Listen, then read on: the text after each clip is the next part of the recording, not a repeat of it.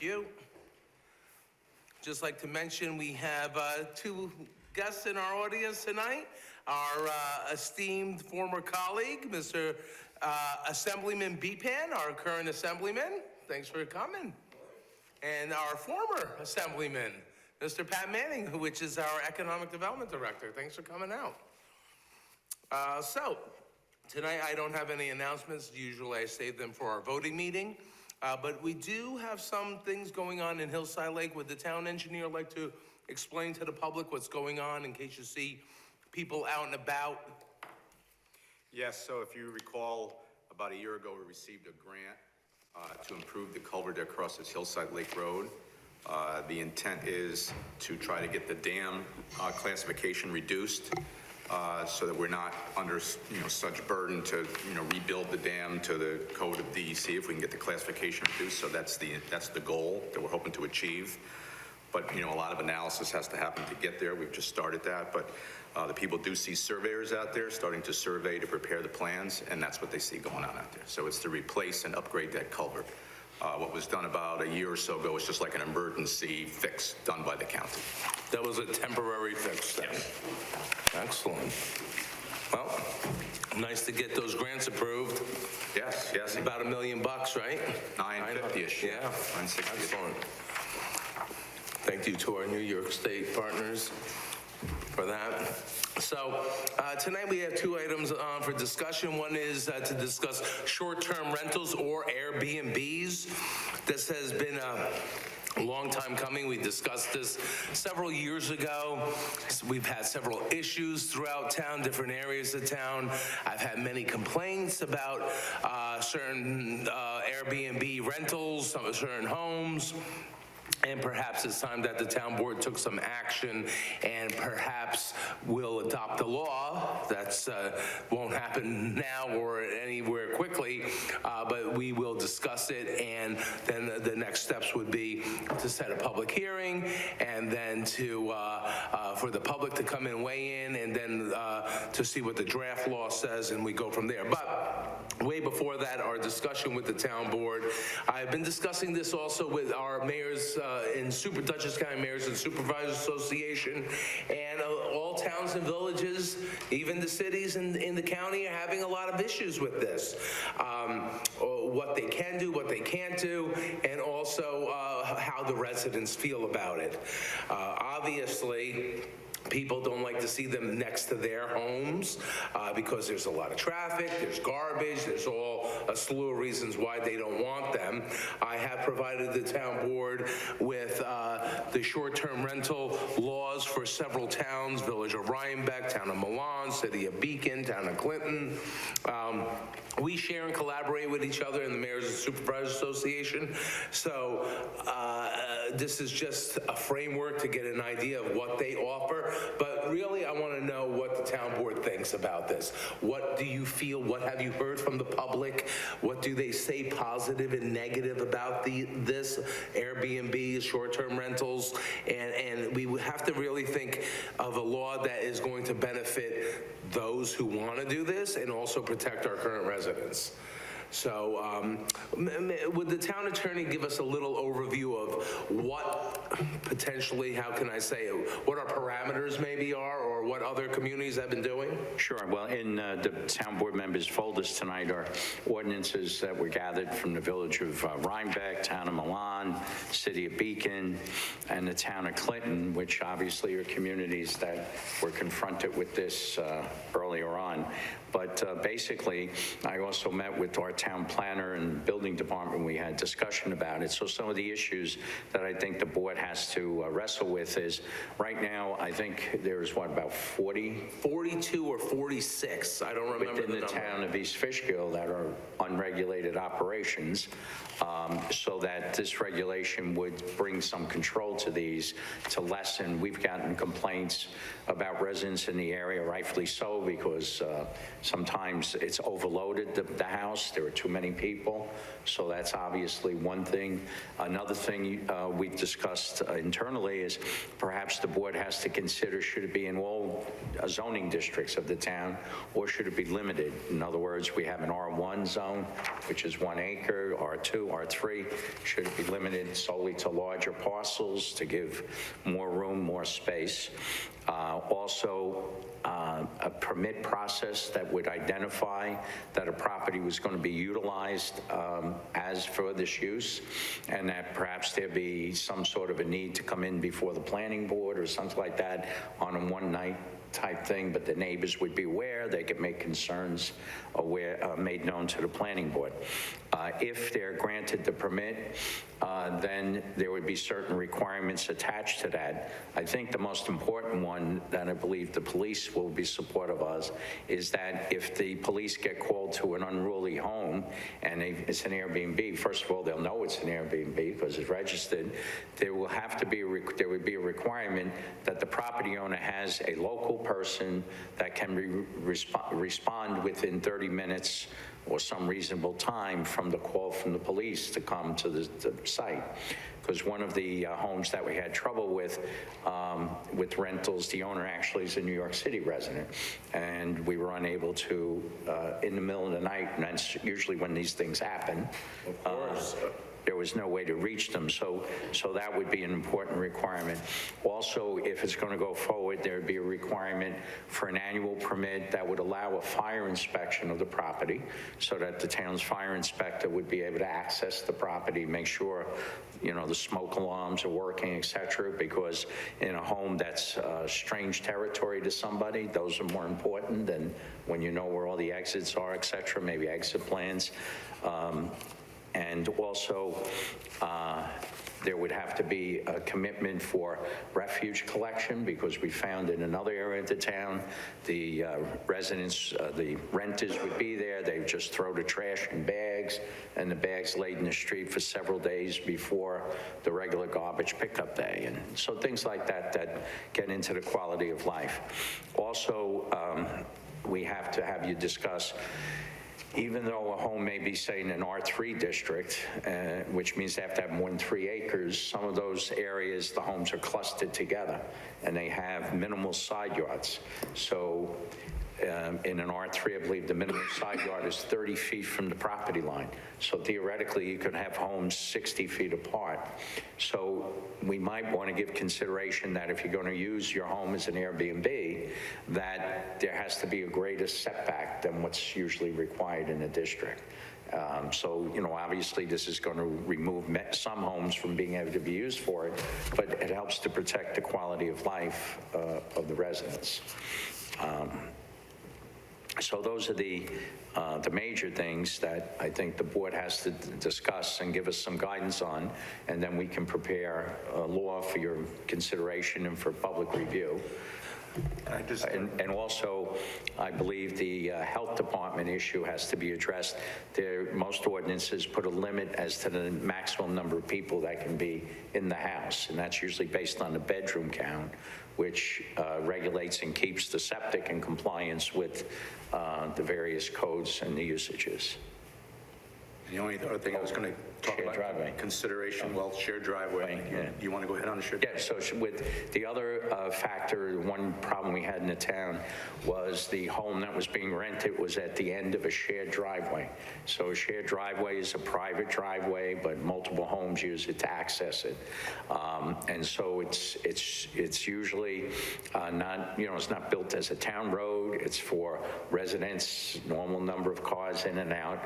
Well, this case in point, we had an Airbnb, and I guess I've read about them in the media where some people rent houses in Airbnb and they have it as a party house for night. Right. This huge party.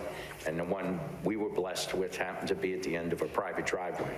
So I think we either have to exclude private driveways from being eligible for these permits or somehow regulate that. I think that's, and these are all real quality of life things, because once the home is going to be used this way, you know, you're really changing the character of the community, so you want to try to lessen it as much as possible, if you allow it. It's much different than when somebody owns a home that they rent year-round, and, you know, those people, their children go to the school with the other neighbors. Right, this is short-term rentals. Short-term rentals. Which are defined in many different ways, sometimes for a period of 16 days or less. with a 7-day break in between rentals. So we'll, get to various examples of that. It doesn't preclude anyone from a 6-month or a 12-month lease. A regular customary residential rental wouldn't be affected. This would be truly for a short term, which will have to be defined. And one other question I had was, which we discussed at mayors and supervisors, some of the towns wanted to put in regulations that the property owner had to live in town. Now, I hear that that is being contested in the Supreme Court and other issues, so I don't know where we stand with that. Well, that's not the Supreme Court, it's our local Supreme Court. New York State, yes. I'm sorry, New York State Supreme Court. Yeah. Well, I mean, I think the way around that is to require a responsible party to be available upon call. And that person has to have full authority to enter the premises and to, allow the police to enter it. And Full authority like full an authority as just as if they were an owner. Right, gotcha. And that person would be on file with us, and the property owner's consent granting them that power would all be in our files. The only other thing I was going to add, excuse me, was to consider pets. If people come for 1 or 2 nights and they bring their dog with them, Yeah, that's right. and a dog should go after somebody, and then they get in their car and they leave, there's no way to track down that pet. So, something to think about. Yeah, pets. Would it be advisable also to, I'm sure that these rentals have contracts. And can the contracts be shared with the town so that we know more or less, like in that contract, there is the information who the person, the caretaker is, and Like when they register.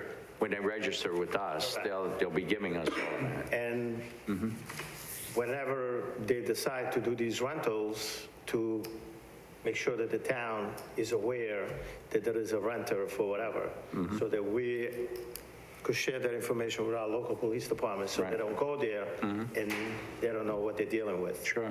And this is not unusual. I know in the Florida area, that if someone's going to rent for 130 days, aside from complying with the condominium rules, most of the counties in Florida have a registration requirement that the owner has to register their property. Now, their major objective is to make sure that the special tax they impose on rentals is collected, but it also requires the information for the owner's name, things like that, so there's a little control of it. Well, also, we have to think about if we're to manage all these rentals and we're going to get their contracts every time they rent. Right now, we have 42 or 46 of them.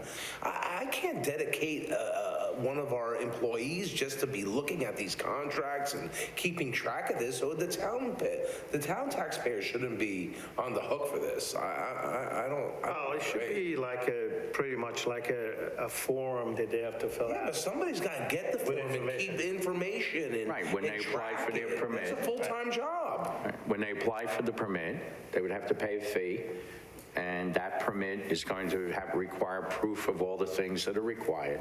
I don't know if we're going to get to the point where each time somebody rents it, that we have the name of the renter, but, that's certainly something. Would we be able to do that permit every year that they would have to file Yes, that, and that we then- can have a review process? Yes. And I guess the review process would be if there are any complaints. If there's Yes. complaints, then there's a reason to review it. I If guess, there are any more complaints. stringently. And also, yeah. Then there- Oh, yeah, can you put that in the ordinance Of where course. if there's Annual violators, we can have them, It's we can grounds for deny denial. their Yes. Their permit. permit? Oh, that's good. Yeah. And also every year, I think the fire inspection should occur because you don't know if they're maintaining the property appropriately. Yeah. Usually with these permits, I mean, I know that a lot of areas, they use these Airbnb, but to control the amount of people that are using those premises, some people do it on a weekend and then they'll have a wild party. I mean, the people surrounding areas, it could be, big issues for them. So how do we address that? I mean, how can we prevent people in a nice community to be, this become a nuisance issue? Right. And how do we enforce that? I know that unless we give something to our local police, they're just gonna go there, but what do they do at that point? I mean, We'll have to expand our code and other items as well, correct? Well, it will be policed in that you're going to limit the number of people that can occupy the house based on the bedroom count. This will be a new town in our town code. Be in the town code, become part of the zoning And ordinance. we authorize our town police department to enforce our town code. Last year, we had that public hearing, and now anything in the town code, we can send the police out to. And the permit would have the contact person, they get the manager over there. If we have an incident where the contact person doesn't respond, et cetera, that's a violation, and that could be cause for revocation of the permit. Because right now, we have 40-some odd that are unregulated in the town, and we're starting to get more and more complaints about What their about if they operation. don't comply? Well, as with anything, is how you enforce it. That's what I'm You saying. got to enforce it, yeah. So we have to have provisions in the law where we have stringent enforcement. Fines, right. Especially if somebody lives in New York City, says, you know what, you deal with it. So how do I'll we? pay the how do- fines.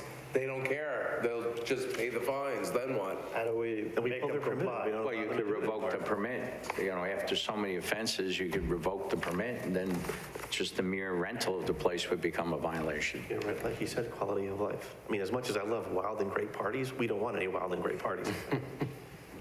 Yeah, of course. Well, Very true. only if it's at your own home and you're home. So our assemblyman today forwarded me a letter from NYSAC, the New York State Association of Counties, and this is a memorandum of support, actually. It's an act to, I'll read it, an act to amend the multiple residence law, the multiple dwelling law, and the tax law in relation to the short-term rental, residential rental of private dwellings in certain municipalities.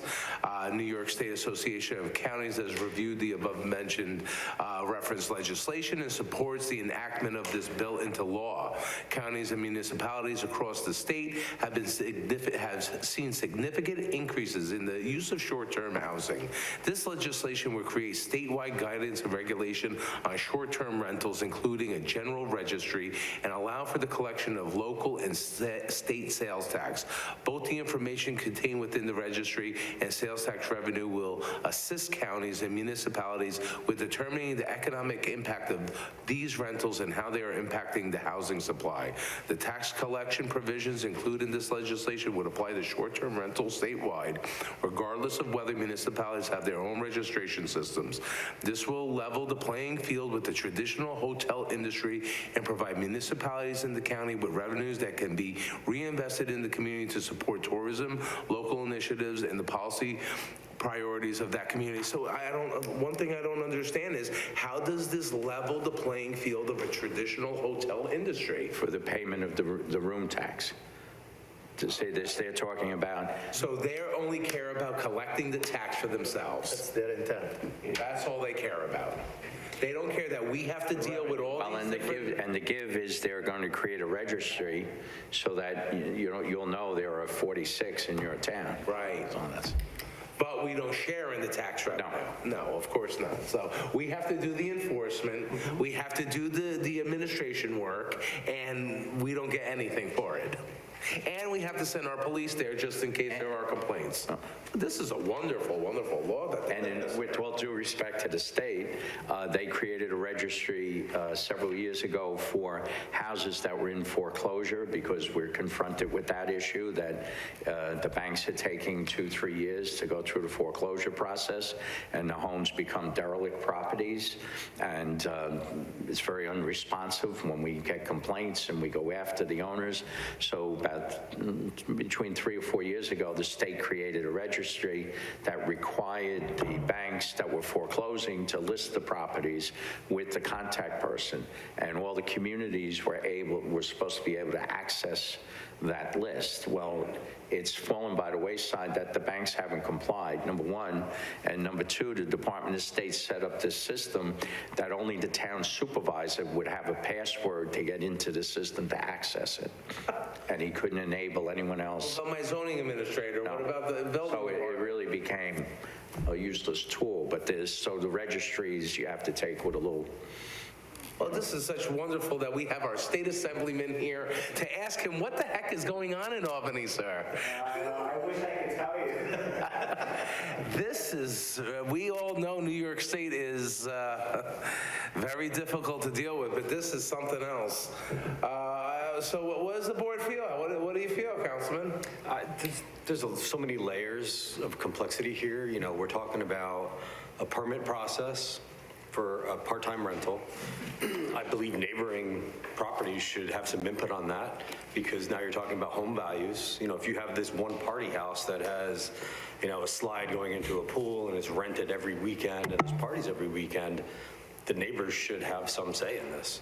And from a value standpoint, you know, it's very hard to sell a house when there's a party next door every week. So, you know, it's definitely something I think we really need to look at really hard, you know, because we're not that type of community, you know, we're not a destination for vacations or anything. Right, we don't have a racetrack in our town. Yeah. We don't, right. You're not the You know, or a lake where, you know, you can go boating and stuff like that, and lake houses. But, you know, I know as a resident, I'd be upset if my neighbor had a party every Saturday and there was 15, 20 people there. And, you know, and if I was trying to sell my home and people are coming to look and they see parties, you know, that impacts the value of the home. Yeah, what about if these rentals, now the people renting these houses, say they come in the summer and they come with 6 people, they're allowed 6 or 8 people, and they want to go to Red Wing Park. And yeah, are they allowed to go just because they're renting a house in the town? They have to pay out-of-town fees. They're non-residents. You know, this is more pressure on our own systems, right? All right, well, I mean, there's a lot to digest, like you said. okay, well, How fast do we want to do this? Can we get the input of the community and? well, I mean, look, New York State, obviously, the Association of Counties is pushing this hard, and New York State Legislature has passed something already long ago, It's right? pending. Well, This bill is pending. this bill hasn't passed yet, so I'm here gathering information for when it comes for us in committee. Oh, excellent. So I think maybe if we, well, I think we know that we have 42 or 46. The number came to me at the Association of our Mayor Supervisor Association meeting this past week, and because the county has actually Granicus, the system that we have that collects the information. So I saw that we have 42 or 46, I don't remember which, active Airbnbs in our town already that are unregulated. We don't know what they're doing. We know about the problem ones because we get the calls and complaints. But I think that we should think about some sort of strict law that we can implement. Maybe we set a public hearing for 6 months or something, but we should. Definitely, we need to do that. Definitely, we need to We need to do hear it. from the community. Right. Any other thoughts? Any other questions? No? Legally, Tom, what else can be done to kind of diminish the impact on our community? Well, I mean, basically, the things we've discussed, there's a few others that will call from the other laws and give you a draft or something, and then I'm sure when your constituents hear this and talk to you about it, maybe there's an idea we haven't thought of, which wouldn't be the first time, you know? Sounds good? Yeah. All right. Well, thank you for the assemblyman to be here to hear our discussion on the short-term rentals. You can take it back to your colleagues, your esteemed colleagues in Albany. Let them know that we'll be discussing it. Are they going to pay attention, you think? They'll mostly listen. It's all recorded now, so. Some are what? It's all recorded now. It's all recorded. Oh, that's very good. Excellent. So our second discussion tonight is for our police department discussion of body-worn cameras. So right now we're in the process of accepting a grant from Dutchess County for the payment, for them to pay for our body-worn cameras, and I believe it's the first year of service, then we would enter into a contract to pay for the yearly upkeep and service thereafter. But this is why this has come up now. It is not a state mandated law yet that New York State will mandate all police departments to have body-worn cameras. I know federally, there's a federal law that says all federal agencies must wear, is that correct? All body-worn cameras, I believe, but not in New York State as of yet. Assemblyman, have they discussed anything like that? Not yet, so I have here a proposed policy the chief has provided to the town board on a body-worn camera policy. Chief, you would like to discuss this? So, times changed about 3 years ago, and body-worn cameras seem to be out in front. I look at body-worn cameras as a tool for the police department to use to gather evidence accurately and to protect our officers. So when I first started in the business 30 years ago, use of force was something that occurred once in a very blue moon. So we would go from a few use of force incidents a year to now, I'd say we're averaging one a week. People seem to believe they can get more combative with a police officer, and my officers are having to go hands-on. So since it's happening more frequently, I think it's best to protect the town of East Fishkill, the police department, and my officers by recording the events accurately. And again, there's the other part of it where the public and members of the government feel that there's a whole transparency component to it. And we've never had anything to hide. I think recording our actions is fine. So it actually will show that we do the right thing. We treat people with respect and how we actually have to deal with difficult individuals. So I am all for it to protect us and my officers and to gather evidence. It can be used as a training tool. So if we were to not handle something properly, we can actually use that as a training tool of what not to do. So all around, I think it benefits us, protects the public, and it helps us to accurately record the events. All right. Do you mind sharing an illustration on how these body-worn cameras, there is a time when they activate, correct? It's not that they're on all the time. So Mind sharing that with us? the functioning of the camera itself, it's worn right about here in mid-chest, and there's a big round button on it. It has, it's indicated a red light, and then there's a green light. The green light would mean it's recording. So if you see an officer wearing the model that we want to go to, when the officer activates it, they'd have to tap it twice, and you'd see it displaying a green light. If it's displaying red, it's not recording. The officer would engage in enforcement activities, turn on his camera. That simple. The activity ceased, the officer taps it and turns it off. It's that simple. Now, with the model and the manufacturer that we've picked out, there are circumstances where, say, this gentleman was to attack me really quick. Would I have the opportunity to turn it on and accurately record that?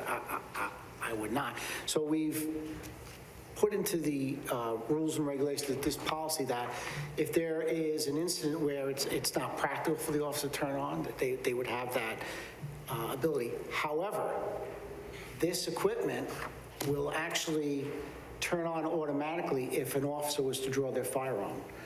So suddenly I'm approached with immediate danger. Do I have time to turn on the camera? No. So, but if I had to go to the ultimate self-defense weapon, it's going to turn on automatically. And that works even with a taser, right? Taser gun? We can adapt that. That's not figured into this cost because while these are awesome, practical at this point, necessary in certain circumstances, it's costly. I see. So I'm trying to give you a proposal that's prudent. So yes, we can add the taser component to it. Our taser is actually the same manufacturer as the camera. So we could easily add that to it. And one thing I would point out about the grant money, the grant is, basically the guidelines are $2,800 per camera. So we would get about 26 cameras. Each officer would have their own camera. So we don't have to worry about the sharing and things not being properly charged, or they start to get damaged.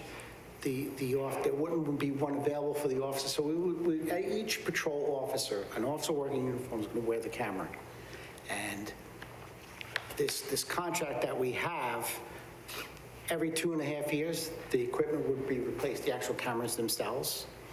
And the total amount of the grant would be cost of approximately half of the 5-year contract. So to sign the contract, we're entering a 5-year contract. The cost to us is about half.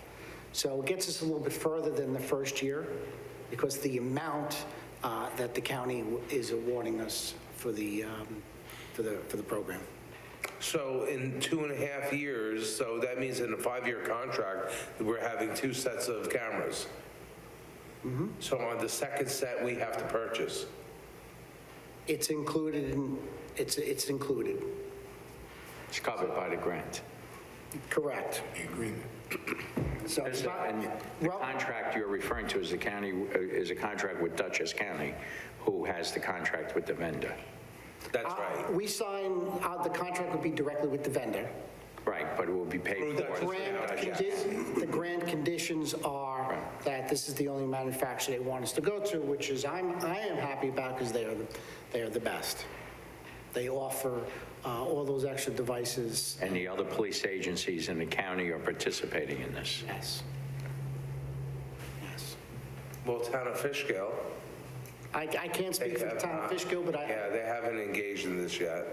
I won't speak for everybody. Anyone who is participating in this, it will be with this manufacturer, and it would, those are the terms with Dutchess County. And at the end of the 5 years, we have to repurchase At the end, with grant money. Every 2.5 years, we have to repurchase new cameras. you don't have to. This proposal, it's included.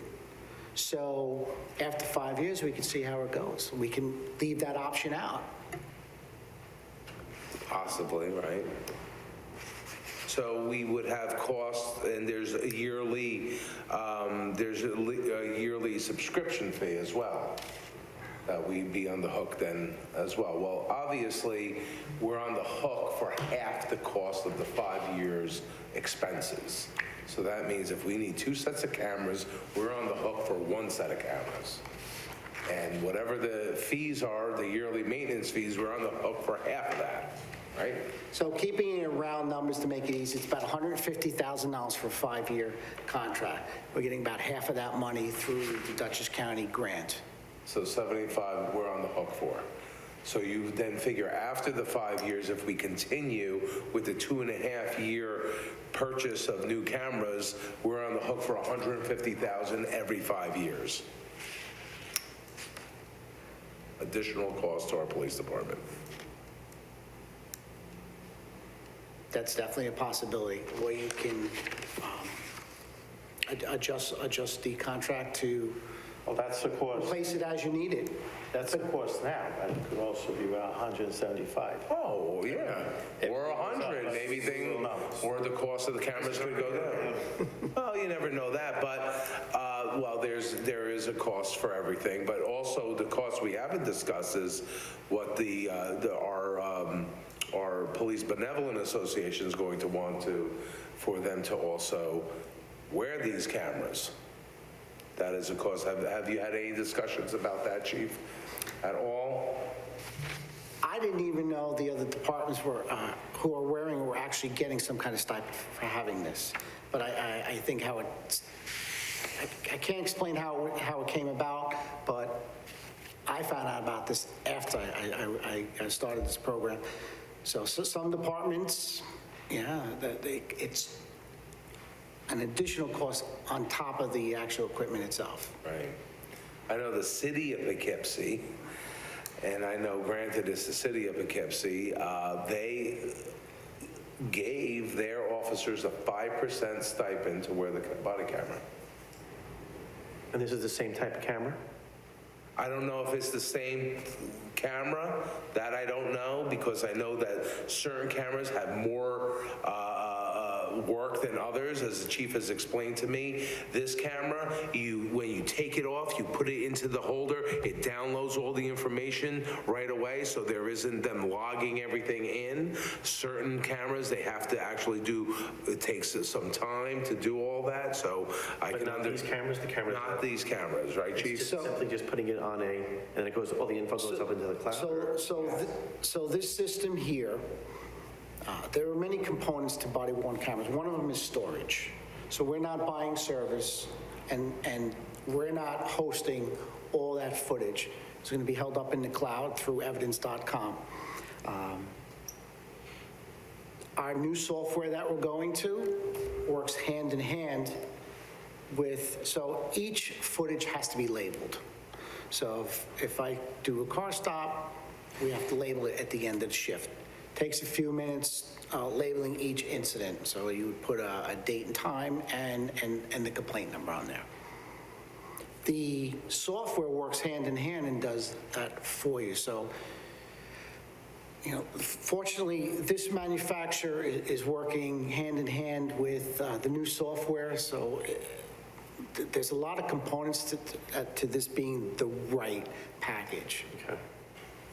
So Chief, I don't know, I know you said you didn't really look into, but why would the PBA entertain the idea of a stipend if it benefits their workforce in the long run?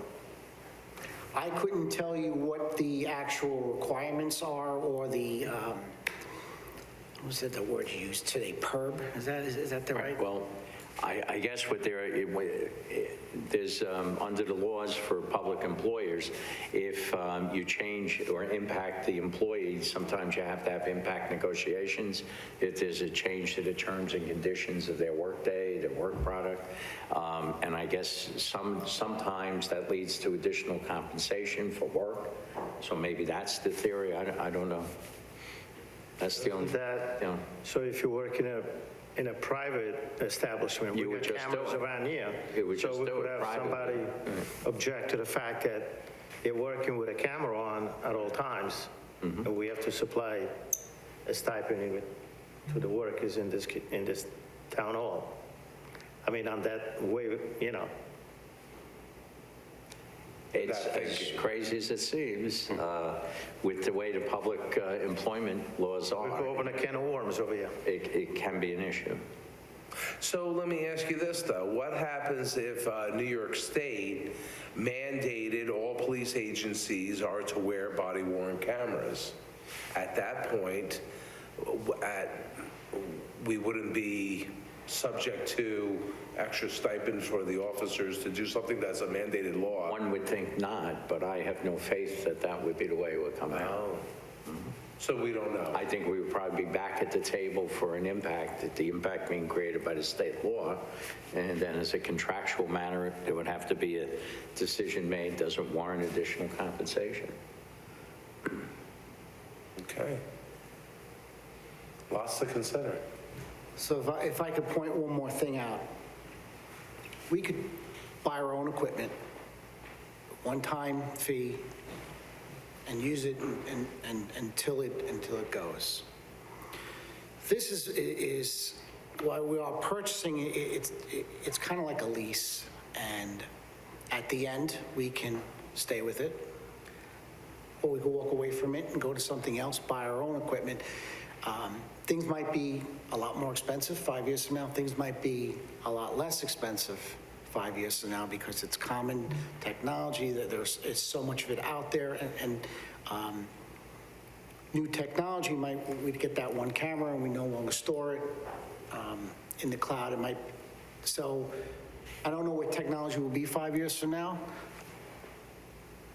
but after 5 years, we could walk away from it.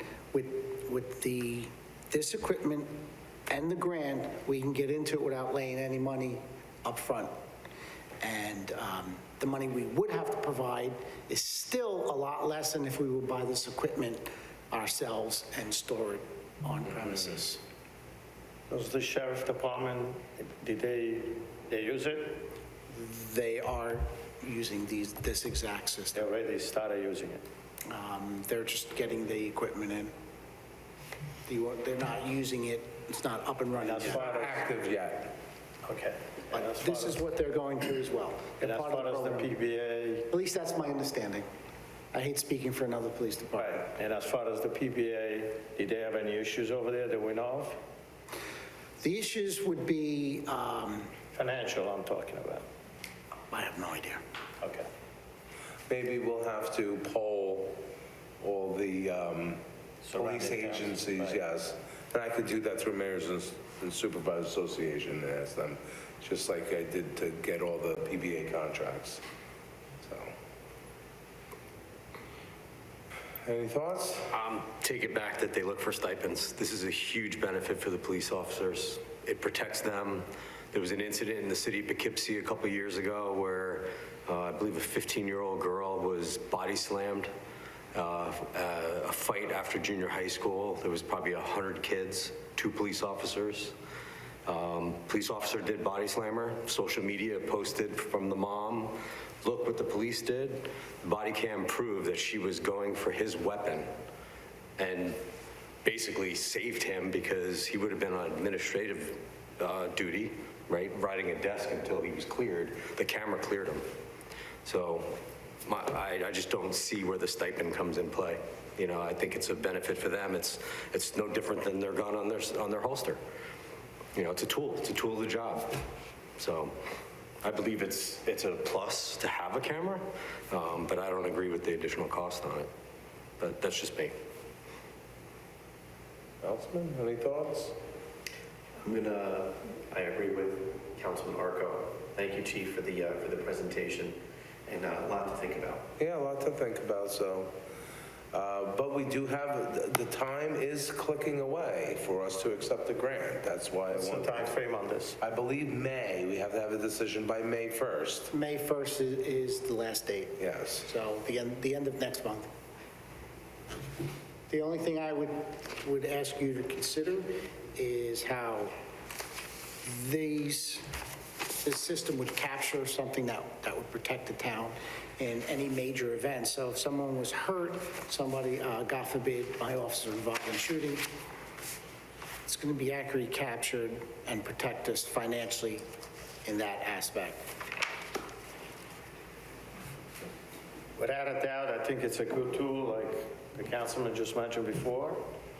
It's the implication, financial implications that could follow if we go along with this, that could be, hopefully it's not a deterrent, but it could be. It's my hopes that the town board and the PBA will come to some kind of very reasonable agreement, and we can move forward with this project. Okay. Well, You gotta get it. so see, I'll get some more information and I'll pass it along to the board members and then I'm sure in the next coming months, I'll have to put it on one of the agendas to accept the grant or not. And at that time, hopefully, you'll have enough information to make a decision. Okay? All right. Well, that does it for tonight.